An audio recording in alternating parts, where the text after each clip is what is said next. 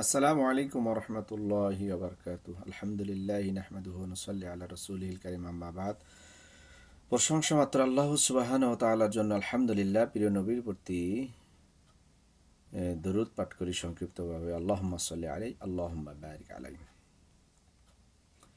কোনো মহিলা যদি মাথায় কাপড় না দিয়ে বেপরদা অবস্থায় বাহিরে বের হয়, এর জন্য তার সাথে চারজন পুরুষ জাহান্নামে যাবে।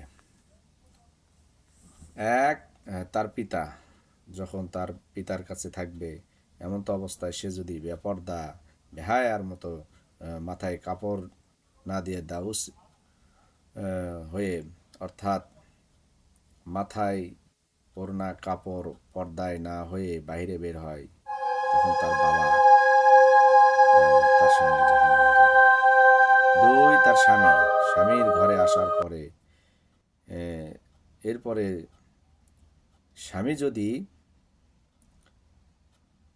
থাকা অবস্থায় এমন তো অবস্থায় যদি তার স্ত্রী বেপরদায় অশ্লীল বেহায়া অবস্থায় মাথায় কাপড় না দিয়ে বাইরে যায়, তাহলে তার স্বামী জাহান্নামে যাবে।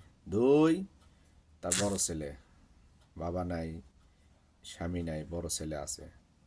বড় ছেলে যদি তত্ত্বাবধানে থাকা অবস্থায় যদি তার মা বেপরদায় চলে, তাহলে সেই ছেলেও জাহান্নামে যাবে।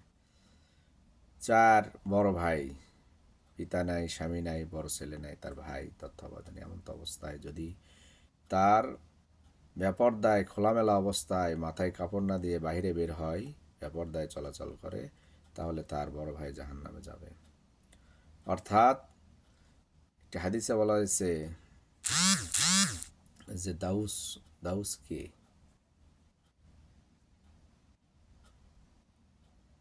ইয়া রাসূলুল্লাহ, দাউস কে? বলল, দাউস হলো ওই ব্যক্তি যে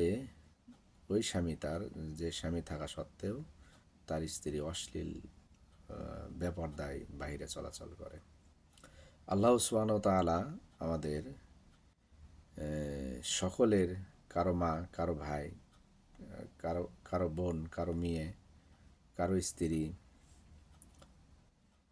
সকলেই যেন নিজ নিজ দায়িত্বশীল হয়ে আমাদের পরিবারকে পর্দায় আবির্ভূত করতে পারি, যেন সক্ষম হয়। আল্লাহ সুবহানাহু ওয়া তাআলা আমাদের সকল পরিবারকে মুসলিম, মুমিনাত, মুসলিমাত, মুমিন, মুসলিম সকল পরিবারের নারীদেরকে যেন পর্দায় নিয়ে আসতে পারি এবং সকলের পরিবার মুসলিম জাতি হিসেবে কোরআন এবং সুন্নাহ অনুযায়ী পর্দা করে যেন জীবন গড়াতে পারি। প্রত্যেক পরিবারকে যেন আল্লাহ সুবহানাহু ওয়া তাআলা তৌফিক দান করেন। আল্লাহুম্মা আমিন।